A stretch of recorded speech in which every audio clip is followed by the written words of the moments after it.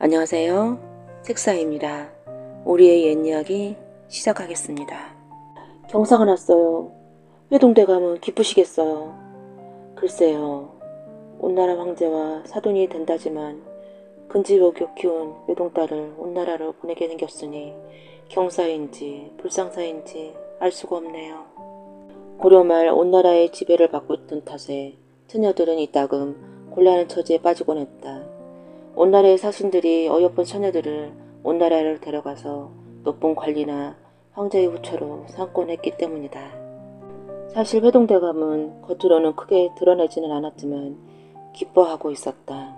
왜냐하면 온나라가 고려의 왕까지 마음대로 임명하는 마당에 황제와 사돈이 된다면 벼슬이 더 높아지는 것은 뻔한 일이었다.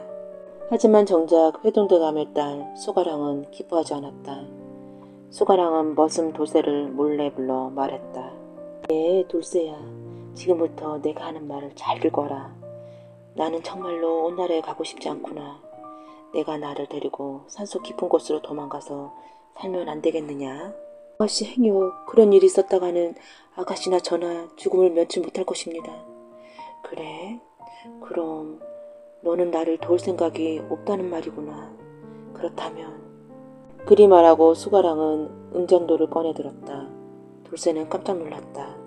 아이고 아가씨, 어서 응장도를 내려놓으세요. 내가 나를 데리고 도망간다고 하기 전까지는 절대 내려놓을 수가 없다. 어서 약속하여라. 그렇지 않으면 차라리 이 자리에서 목숨을 끊고 말 테다. 알겠습니다. 분부대로 따르겠습니다. 그래, 고맙다. 그럼 내일 밤에 떠날 터이니 준비해 두어라. 그런데 바로 그날 밤이었다. 수가랑이 처량하게 검교를 켜고 있는데 갑작스럽게 호롱불이 훅 하고 꺼지더니 어디선가 종자승이 나타나 문 앞에 서 있는 것이었다. 누구시오? 수가랑 아가씨, 놀라지 마십시오. 아가씨를 구하러 왔습니다. 며칠 내로 아가씨에게 큰 위험이 닥칠 것입니다. 혹 큰일이 닥치거든 한 입에 쌍불받침 한 곳으로 피하십시오. 그리고 제가 콩 두 알을 놓고 갈 터이니 한 알은 지금 먹고 또 한 알은 내일 아침 해 뜰 무렵에 바깥에 심으십시오. 그리고는 동자승은 온데간데 없이 사라져버렸다. 꿈이라고 하기에는 너무 생생했다. 동자승이 서 있던 자리에는 정말 두 개의 콩알이 놓여져 있었다. 수가랑은 얼른 콩알 하나를 삼키고 잠자리에 누웠다. 다음날 아침 수가랑은 나머지 콩알 하나를 창문 아래 땅에 심었다. 그리고 돌아서는 순간 수가랑은 깜짝 놀랐다. 자신의 배가 남사만하게 불러오고 있었던 것이다. 아니, 이럴 수가. 그때 마침 수가랑을 보러 온 회동대감도 수가랑을 보고 깜짝 놀랐다. 이게 어찌된 일이냐? 처녀가 아기를 갖다니 대체 무슨 짓을 한 것이냐? 게다가 너는 곧 온나라의 황제의 후궁이 될 몸이 아니더냐? 회동대감은 노발대발하면서 소리를 쳤다. 정말 기가 막힌 노릇이었다. 바로 수가랑을 방에 가둔 뒤 회동대감은 생각했다. 이 일을 어쩌면 좋단 말인가. 온나라 황제의 후궁이 될 아이가 처리됐으니 나도 무사하지 못하리라. 차라리. 그때 수가랑은 자신이 심어놓은 콩을 바라보고 있었다. 그런데 놀랍게도 콩은 금세 싹을 틔우더니 순식간에 수가랑의 키만큼 자라는 것이었다. 저녁이 되자 잎이 무성해지더니 열매까지 맺었다. 그날 밤 수가랑은 자신도 모르게 콩줄기 아래로 다가갔다. 통통하게 여문 콩열매를 만지려는데 그 안에서 무언가 수가랑을 훅 잡아당겼다. 밖으로 나가려 했지만 강한 힘이 그녀의 허리를 잡고 놓아주지 않았다. 바로 그때였다. 복면을 쓴 괴한 서너 명이 수가랑의 방으로 들어섰다. 그들은 잠시 뒤 우르르 몰려나오더니 회동대감의 방으로 들어갔다. 그들은 회동대감이 보낸 자객이었던 것이었다. 일이 실패한 것을 깨달은 회동대감은 밖으로 달려나오면서 외쳤다.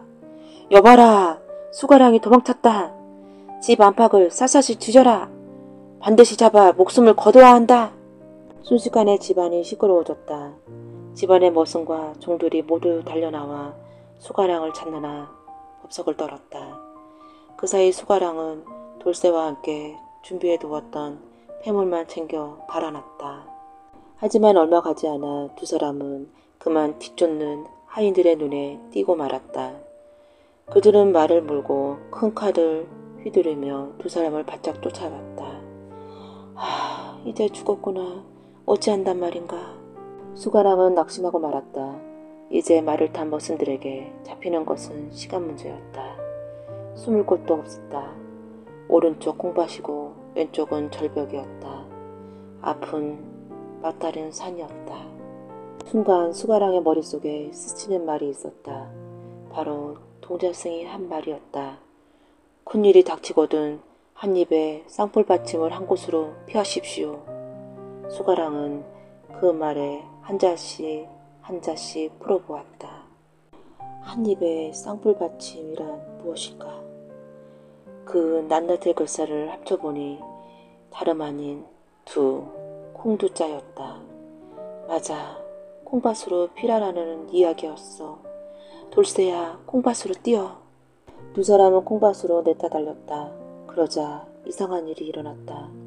수가랑과 돌쇠가 콩밭으로 들어서자 뒤쫓던 말들이 우뚝 멈춰서는 것이었다. 말들은 힝 소리를 내며 등 뒤에 탔던 머슴들을 떨어뜨리고는 콩을 먹기 시작했다.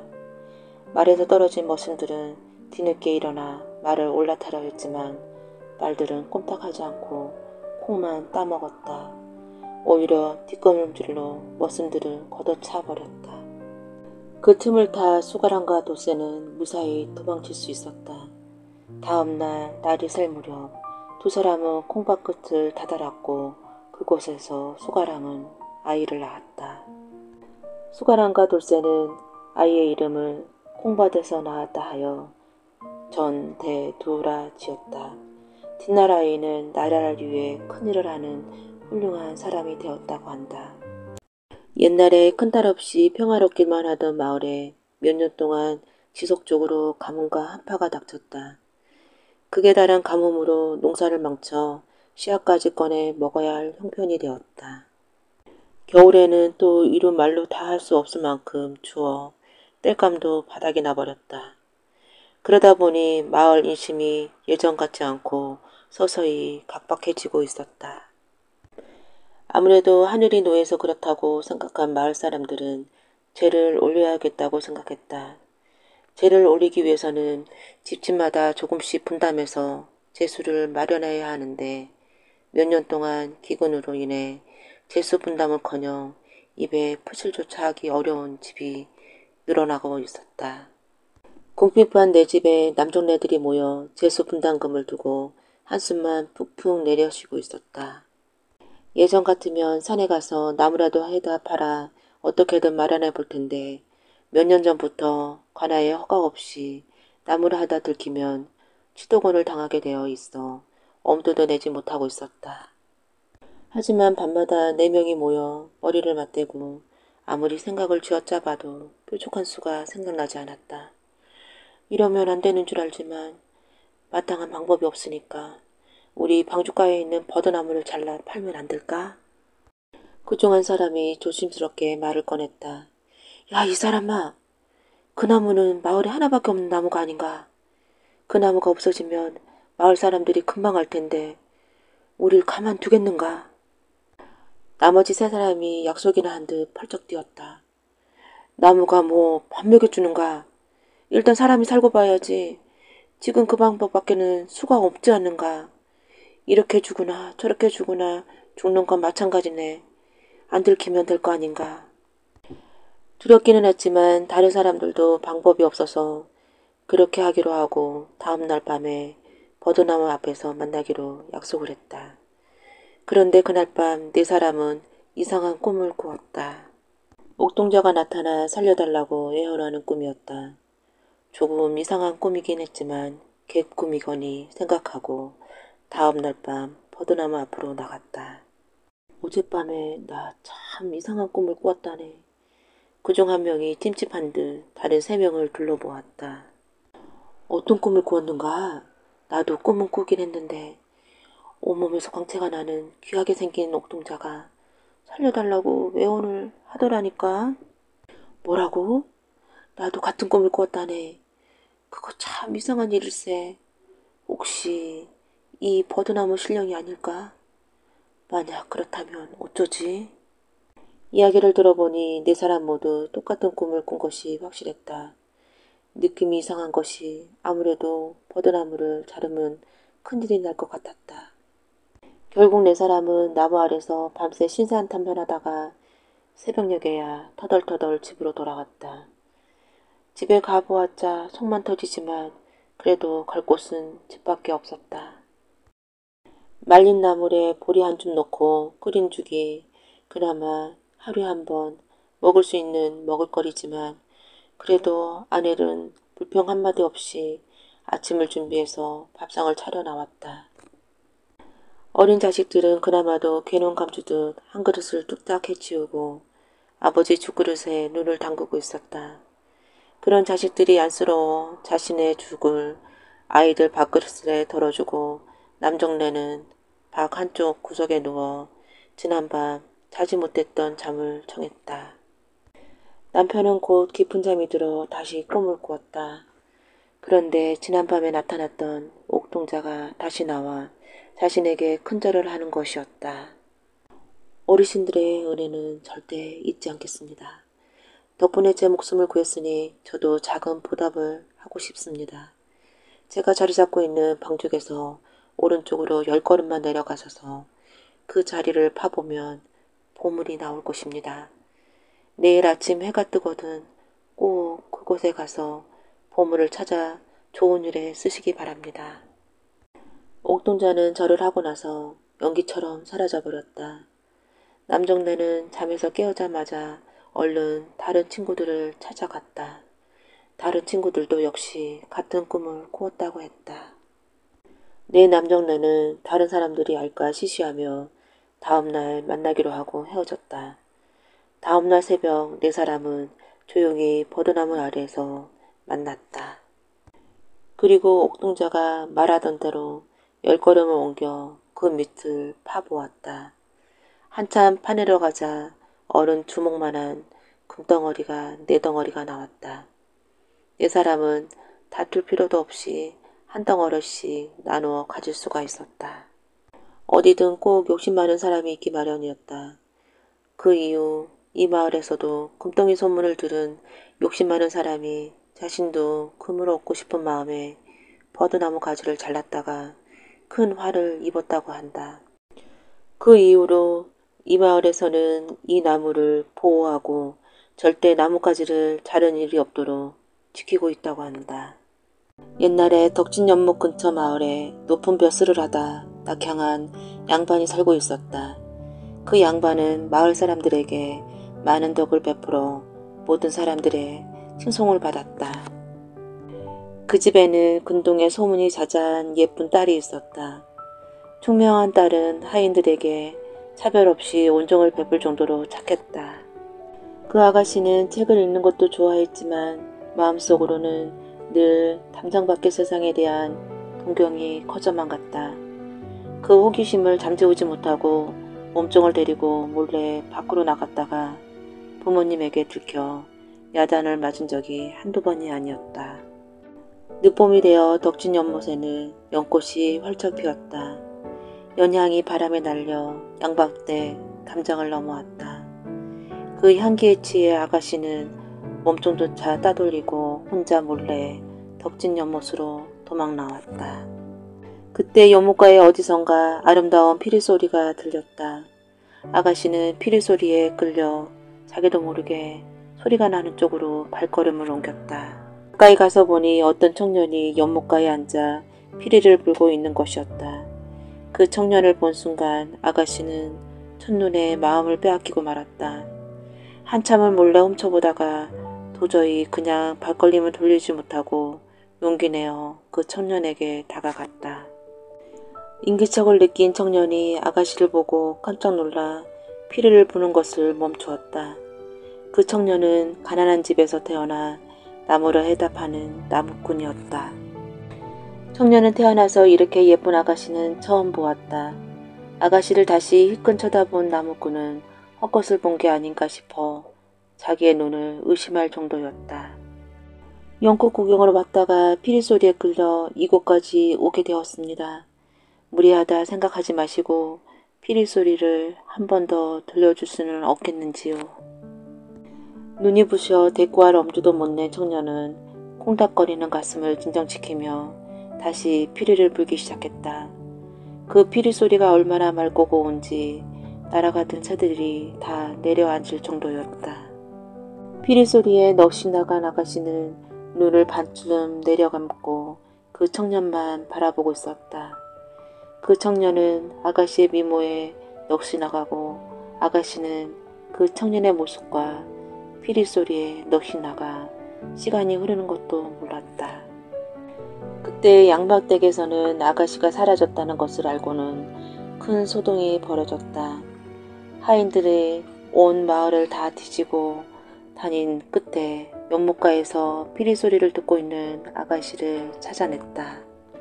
하인들은 막상 아가씨를 찾긴 했지만 어떤 청년과 함께 있었다는 말을 했다가는 자기들에게 불똥이 뜰까봐 그 이야기는 비밀로 붙이기로 했다. 부모 입장에서 시집도 안 간 양반댁 교수가 밖으로 나돌아다니는 것만으로도 흉잡힐 일인데 천한 나무꾼에게 마음을 빼앗겼다니 남들이 알까 무서운 일이었다. 그날부터 바깥 출입을 꿈도 못 꾸게 아가씨를 방에 가두어 두었다. 막을수록 더 간절해지는 것이 사람 마음이었다. 부모의 냉정한 대처에 항거하기 위하여 아가씨는 그날부터 음식을 입에 대지 않았다. 나무꾼 청년도 어렵사리 그 소식을 전해 들었다. 청년 역시 보고 싶은 마음이 하늘에 닿아 매일 덕진 연못에 나가 피리를 불며 아가씨를 기다렸다. 며칠째 물 한 모금 입에 대지 않고 있는 아가씨를 보는 하인들은 더 애가 달았다. 아니 아무리 양반님네라 해도 저리도 절절한 사랑을 어찌 막노. 그러게 우리 아가씨가 불쌍해서 어쩌나. 우리 마님 몰래 딱 한 번만 아가씨를 나가게 해서 그 청년을 만나게 해주세. 그러다 들키면 우리가 요절날 텐데. 그렇다고 저렇게 놔두면 어쩌나. 우리 착한 아가씨 곧 죽게 생겼구먼. 그럼 오늘 마님이 출타할 틈에 타서 살짝 나갔다 오도록 해보사나. 보다 못한 하인들의 기지로 집을 빠져나온 아가씨는 당장 연못가로 달려갔다. 너무나 뜻밖의 만남에 두 사람은 아무 말도 할 수 없었다. 서로의 야윈 얼굴만 바라보며 얻지 못하는 운명에 하염없이 눈물만 흘렸다. 아가씨 입장에서는 청년에게 어떠한 언약도 할 수 없었다. 청년 또한 자신의 처지가 이를 데 없이 궁핍하여 같이 도망치자고 할 형편도 못 되었다. 같이 도망쳐봤자 귀하게 자란 아가씨를 고생시키게 뻔했기 때문이었다. 청년이 아가씨를 위해 할 수 있는 일은 언제까지고 피리를 불며 아가씨가 돌아올 때까지 기다려주는 일밖에 없었다. 하인들의 독촉에 아가씨는 떨어지지 않는 발걸음을 돌려야 했다. 하인들이 아무도 모르게 한다고 했는데 어떻게 된 영문인지 주인마님이 그 사실을 눈치채고 말았다. 도무지 해결책이 없다고 여긴 양반댁에서는 급하게 아가씨의 혼처를 알아보았다. 그런데 안타깝게도 혼처가 정해질 무렵 아가씨는 시름시름 앓다가 세상을 등치고 말았다. 그 소식을 전해 들은 청년은 바로 덕진 연못으로 달려가 몸을 던져 아가씨의 뒤를 따라갔다. 두 사람의 이루어질 수 없는 사랑 이야기는 마을에서 마을로 단풍처럼 번져 듣는 사람의 눈시울을 붉게 만들었다. 청년이 죽고 난 다음 두 사람이 늘 만나던 연못가에 간간히 피리소리가 들리는 듯했다. 마을 사람들은 아가씨를 잊지 못한 청년의 넋이 그곳에 머무르고 있었다고 생각했다. 그게 사실이었는지 이듬해 그 청년이 빠져 죽은 연못가에 버드나무 한 그루가 자라났다. 사람들은 그 버드나무가 아가씨를 기다리는 청년이 환생한 것이라 믿었다. 옛날에 백두산 선지에서 시작된 강물이 굽이굽이 흘러내려오는 길에 인가가 드문드문 보이는 마을이 있었다. 그 마을 언덕에는 자그마한 초가집 한 채가 자리 잡고 있었다. 초가집에는 고아 형제 장우와 바우가 살았는데 형 장우는 15살이고 동생 바우는 12살이었다. 동생 바우는 병이 들어 벌써 몇 년째 꼼짝도 못하고 누워 있었다. 창백한 얼굴에 바싹 야위어가는 바우를 볼 때마다 장우는 가슴이 아파 견딜 수가 없었다. 장우는 때때로 돌아가신 어머니가 떠올랐다. 난 곧 세상을 떠날 것 같구나. 내가 동생 바우를 잘 보살펴야 한다. 어머니가 돌아가시면서 장우에게 남긴 유언이었다. 돌아가신 어머니와 아픈 동생을 생각하면 장우의 눈에는 저절로 눈물이 고였다. 하루는 장우의 꿈속에 새하얀 치마 저고리를 입은 어머니가 나타나 장우에게 말했다.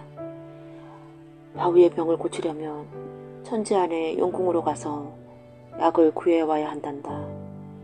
구하기만 하면 좋으련만 장우네가 너무 어려서 구해올 수 있을지가 문제로구나. 걱정 마세요. 무엇이든 구해올 수 있어요. 우리 아들 용기가 장하구나. 깨어보니 꿈이었지만 장우는 예사 꿈이 아니라는 생각이 들었다. 백두산 천지 안의 용궁에서 약을 구해야 한다고? 장우는 꿈이 너무 생생하여 직접 천지에 가보기로 마음먹었다. 다음날 장우는 이웃 아주머니에게 바우를 맡기고 곧바로 천지로 떠났다. 백두산 꼭대기에 있는 천지로 가는 길은 멀고 험했다. 가시덤불을 지나고 강을 건너고 작은 산도 수없이 넘었다.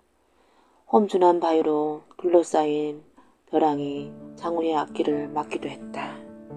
장우는 천신만고 끝에 천지 근처에 다다랐다.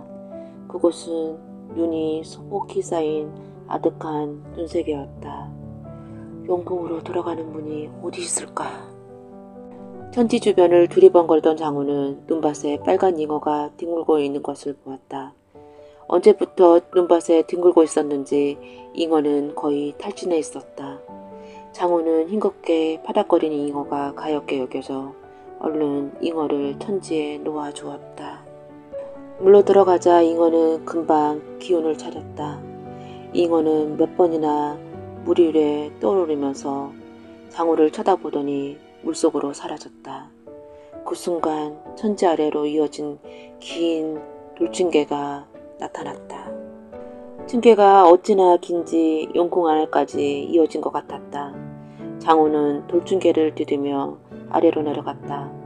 한참 내려가자 고기들이 주변에서 헤엄치고 있었고 저 앞에 수종으로 지은 웅장한 용궁이 보였다. 용궁 대문 앞에는 머리에 뿔난 사람들 둘이 보초를 서고 있었다. 장우가 어떻게 들어가야 할지 몰라 주춤거리고 있을 때 어디선가 여자의 목소리가 들려왔다. 돌아보니 어여쁜 아가씨가 쌩글거리며 장우를 건너다 보고 있었다. 걱정 말고 저를 따라오세요. 장우가 놀라 멍하니 서 있자 아가씨가 다시 말했다. 눈밭에 뒹굴고 있던 빨간 잉어가 바로 저였답니다. 아버지가 기다리고 계시니 어서 가세요. 아가씨가 장우의 손을 잡고 이끌자 장우는 어리둥절하며 용궁 안으로 들어갔다. 용궁에서는 아름다운 음악소리가 흘러나오고 있었고 이따금 둥둥 풋소리도 울려 퍼졌다. 용궁 안쪽 한가운데에서는 코수염과 턱수염을 늘어뜨리고 골룡포를 입은 용왕이 앉아 있었다. 장우가 당황하여 어쩔 줄 모르고 서 있자 아가씨가 앞으로 나서며 말했다. 무서워 마세요. 저분은 제 아버지세요. 장우는 깜짝 놀라 눈만 끔뻑거리고 있었다. 그렇다면 빨간 잉어였던 아가씨가 용궁의 공주라는 말인가? 아버지, 제가 물에 들어가지 못해 죽기 직전에 있었을 때 이분이 저를 구해주셨어요. 자네가 우리 공주를 구해주었다고? 참으로 고맙구나.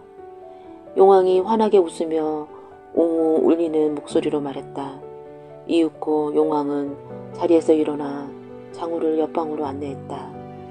옆방은 화려한 연회장이 있었고 그곳에서는 갖가지 산의 진미가 가득 차려져 있었다. 자, 마음껏 들라. 용왕이 자상한 목소리로 말했다.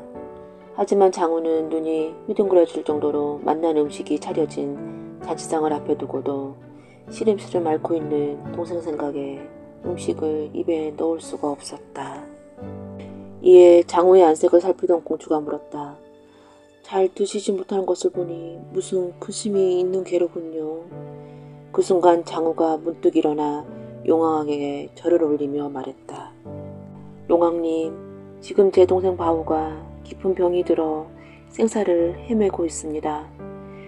제 동생 병을 고칠 약을 구하고자 하옵니다. 장우는 자신이 천지 속의 영국까지 오게 된 사연을 이야기했다. 걱정하지 말라. 공주가 동생을 살릴 수 있는 약을 줄 것이다. 그리고는 자기 수염을 2개 뽑아 장우에게 건네주었다. 하나는 붉은 수염, 다른 하나는 흰 수염이었다. 이 수염도 가져가거라. 나중에 요긴하게 쓰일 것이다. 용왕의 말을 들은 장우는 안도의 한숨을 내쉬며 그제야 허겁지겁 음식을 만나게 먹기 시작했다. 장우는 한나절 동안 영궁에 머물며 즐거운 시간을 보냈다. 장우가 영궁을 떠날 때 공주가 배웅을 했다. 이것을 하루에 하나씩 다려 먹이면 동생의 병이 나을 것입니다. 공주가 노란 버섯 3송이를 주며 말했다. 얼마 뒤 장우는 영궁을 떠나 땅으로 올라왔다. 백두산 꼭대기를 올라갈 때와 달리 백두산에서 내려오는 길은 수월했다. 강을 만나면 이내 다리가 보였고 벼랑을 만나면 곧 쉽게 내려갈 수 있는 길이 나타났다. 아마도 용왕과 공주가 도와주는 모양이었다. 집으로 돌아온 장우는 용왕에게 받은 수염을 괴짝에 넣어두고는 바로 노란 버섯을 다리기 시작했다. 첫날에 약을 다려 먹였더니 동생 바위의 얼굴이 패기가 돌았다. 이튿날에도 약을 다려 먹이니 일어나 앉았고 사흘째 되던 날에는 언제 아빠냐는 듯이 밖으로 나가 신나게 뛰어다녔다. 바위의 병이 말끔히 낫자 장우는 큰 짐을 내려놓는 듯 어깨가 가벼워졌다. 너무 기뻐 덩실거리며 춤이라도 추고 싶었다. 한숨을 돌리게 된 장우는 괴짝에 넣어둔 수염이 생각나 뚜껑을 열어보았다. 이게 뭐지? 장우의 눈이 휘둥그레졌다. 용왕의 수염은 간데없고 길쭉한 금막대기와 은막대기가 빛을 내뿜고 있었다. 용왕님, 고맙습니다. 정말 고맙습니다. 장우는 백두산 선지를 향해 몇 번이나 절을 올렸다. 그 뒤로 장우는 금막대기와 은막대기를 팔아 동생과 함께 행복하게 잘 살았다. 옛날에 제주 삼방산 아래 나이 지극한 노부부가 살았다. 부부는 슬하에 자식이 없어 허전하고 쓸쓸한 나날을 보내고 있었다. 그러던 어느 날 남편이 나무를 하러 삼방산에 올라가다가 천연 동굴인 삼방굴의 앞에 지나가게 되었다. 응애! 응애! 느닷없이 삼방굴 안에서 아기 울음소리가 들렸다. 깜짝 놀란 남편이 가만히 동굴 안으로 들어가 보니 귀여운 갓난아기가 굴 바닥에 누워 울고 있는 것이 아닌가. 남편은 아이를 안고 급히 집으로 돌아왔다. 아내가 아기를 보더니 눈물을 흘리며 말했다. 산신령님이 자식 없는 우리 부부에게 선물을 주신 거예요. 참 예쁜 딸이지요. 이렇게 고마울 수가. 부부는 삼방산 신령님께 몇 번이나 감사의 절을 올리고는 마을 사람들을 불러 큰 잔치를 열었다. 부부는 삼방산 신령님의 음덕으로 아이를 얻었다 하여 아이의 이름을 삼방덕이라고 지었다. 삼방덕은 부모의 사랑을 받으며 잘 자랐다. 삼방덕은 마음씨도 고울 뿐 아니라 자랄수록 미모가 빼어나 온 고을에 소문이 자자했다. 삼방석이가 어여쁜 처녀로 자랐을 줄 그만 아버지와 어머니가 돌아가시고 말았다. 삼방덕은 부모를 잃은 슬픔에 하루하루를 눈물로 지새웠다. 그때 삼방석을 위로해준 사람은 고승이라는 총각이었다. 고승은 부모를 잃고 홀로 남은 삼방덕이 안쓰러워 자주 찾아가 말동무를 해주고 위로도 해주었다. 삼방덕은 점점 고승이 좋아졌다. 고승 역시 이전부터 삼방덕을 마음에 두고 있었다. 두 사람은 자연스럽게 사랑하는 사이가 되어 마침내 사람들의 축복을 받으며 혼인하게 되었다. 그 무렵 고을에 신임 사또가 부임했다. 사또는 삼방덕의 뛰어난 미모에 안에 탐을 내기 시작했다. 고승이 잠시 집을 비울 때면 사또는 사람을 보내 삼방덕의 마음을 돌리려 애를 썼다. 사또 나리에 수청만 들면 금은보화에 부귀영화를 누리며 살게 해준다니 잘 생각해 보구려. 저는 부귀영화도 금은보화도 다 싫습니다. 제게는 지아비 뿐이니 얼른 돌아가세요. 삼방덕은 단호하게 거절했다. 하지만 그럴수록 삼방덕을 향한 사또의 욕심은 더욱 커져만 갔다. 그러던 어느 날 관아에서 나온 포졸들이 갑자기 삼방덕의 집으로 들여닥쳐 고승을 끌고 갔다. 사또는 고승에게 말도 안 되는 누명을 씌워 먼 곳으로 귀향을 보내버렸다. 그날 밤 사또는 강제로 삼방덕을 차지할 생각으로 그녀의 집에 찾아갔다. 뿌리쳐도 소용없으니 이제 그만 운명으로 받아들여라. 삼방덕은 치가 떨렸지만 꾹 참고는 이렇게 말했다. 알겠습니다. 나리의 뜻에 따를 테이니 하룻밤만 시간을 주세요. 그동안 기다렸는데 하룻밤이야. 못 기다리겠느냐. 사또는 내일 또다시 오겠다며 순순히 돌아갔다. 사또가 돌아가자 삼방덕은 재빨리 삼방성으로 올라갔다. 그리고는 삼방굴로 들어가 하염없이 눈물 흘리며 기도했다. 서방님, 저는 누가 뭐래도 당신의 아내입니다.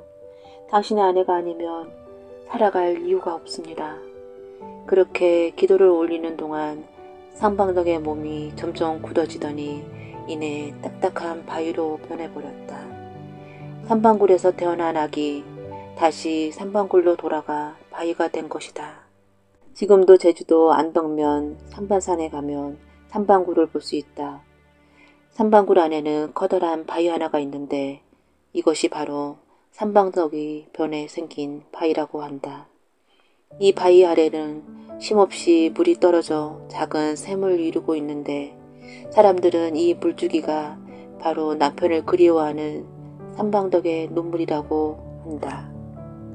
옛날에 인물이 빼어난 젊은 무사가 목포 유달산에서 무예를 연마하고 있었다.